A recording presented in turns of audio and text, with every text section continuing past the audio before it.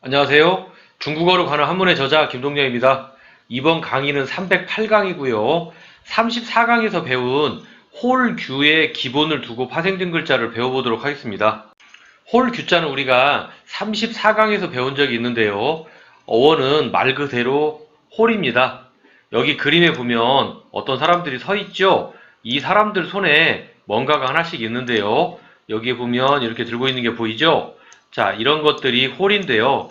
지금이야 우리가 신분제가 있는 때가 아니기 때문에 어떤 지위를 상징하는 패 같은 게 없지만 옛날에는 신분을 상징하는 높은 지위를 상징하는 패가 있었습니다. 그래서 임금이 즉위를 하거나 어떤 중요한 행사에 이런 호를 들고 왔었습니다. 이거는 코끼리 상아나 나무로 만들었는데요. 글자를 보면 이렇게 흑토자가 하나, 흑토자가 두 개인 형태로 쓰여져 있는 글자입니다. 그래서 그러다 보니까 원래 뜻은 홀이라는 의미이기도 하지만 흙 위에다가 흙을 올려놓기 때문에 무언가를 덮는다의 의미로도 사용을 하게 됩니다. 관련 글자를 배워보도록 하겠습니다. 자, 첫 번째 글자는 아름답다 가, 그리고 두 번째 글자는 신청 걸다 괴입니다.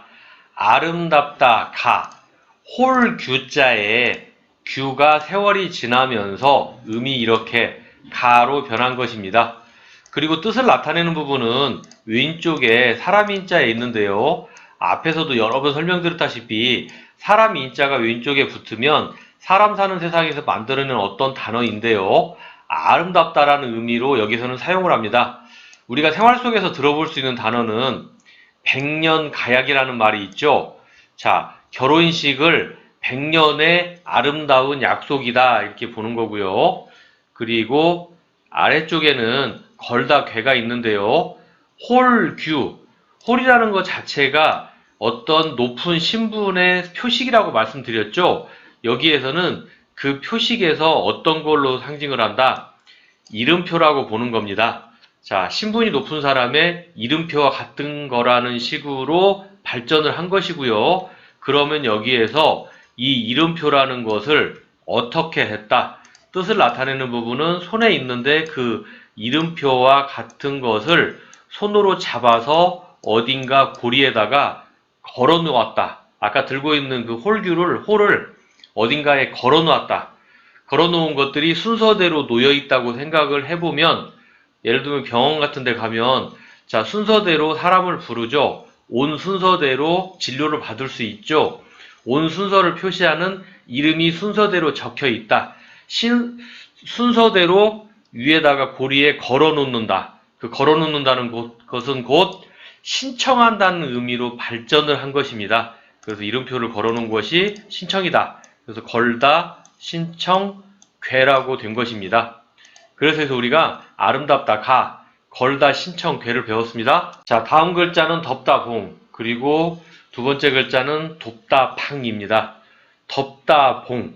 자, 한번 이거 읽어보면 나무를 손으로 심기 때문에 여기에 글자에 보면 마디 촌자가 들어갔습니다. 그렇게 하고 뿌리에 흙을 쌓아 올린다.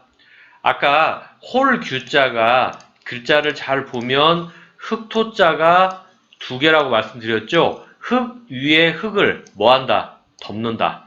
그리고 음은 뭐다? 봉이다. 생활 속에서 볼 수 있는 단어는 봉투 또는 봉투를 여는 거, 개봉. 그 다음에 봉쇄, 걸어 잠그는 거죠. 그리고 아래쪽에는 돕다 방자인데요. 방금 전에 우리가 덥다 봉자를 배웠죠. 이 위쪽만 본다면 덥다 봉이 세월이 지나면서 이렇게 음이 방해된 것이고요. 그리고 아래쪽에는 비단 백자라는 게 있는데요. 비단이라는 것은 우리 한복의 그 재질이 비단이죠. 옛날에는 굉장히 귀한 거였는데요. 그리고 우리가 백이민족이라고 하는데 하얀색 천을 만들 때 사용하던 것이 누에꼬치였고요. 거기에서 나온 실로 옷을 만들었죠. 누에코치에서 최초로 나온 색깔은 흰색이었습니다. 그리고 여기에 보면 이렇게 비단 백자의 그 윗부분 글씨를 보면 하얗다 백자가 들어있죠. 이렇게 보면 여기 쓰고 그 다음에 아래쪽에 이렇게 들어가 있는 이 부분까지를 써 본다면 이게 하야타 백이고요. 그 다음에 이렇게 하면 수건건이 되죠. 수건건은 또는 옷이고 사람이라는 의미도 있다고 말씀을 드렸었는데 이 글자를 하얀색 옷이다 이렇게 볼 수 있고, 이 하얀색 옷을 색깔을 입으면 알록달록 이쁜 어떤 게 된다? 비단이 된다. 그래서 하얀색 천으로 뭘 만들었다? 비단을 만들었다. 그래서 아래쪽에 그 비단을 입은 사람의 의미로 보시면 되겠습니다. 두 개가 만나서 돕는다라는 의미로 발전을 하게 됩니다. 자, 도와준다. 누군가가 어려움에 처했을 때 도와준다. 그런 의미로 사용이 되었고요. 그 다음에 이것의 간체는요. 간체는 이 윗부분이 이렇게 있는데 사실 이 윗부분은 나라방이라는 글자입니다. 우리가 나라방이라는 어떤 글자가 있는데 그 글자와 음이 같기 때문에 여기에서 간체로 가져온 것입니다. 그리고 아래쪽에 비단 백자 부분에서 자, 하야타 백자의 부분을 생략을 해서 수건 건자만 남겨서 이렇게 간체를 완성하였습니다. 그래서 우리가 여기서 덥다 봉자와 돕다 방자를 배웠습니다. 그래서 우리가 308강에서 홀규의 기본을 두고 파생된 글자를 배웠습니다. 이번 강의는 여기서 마치도록 하겠습니다. 다음 강의에서 뵙도록 하겠습니다. 감사합니다.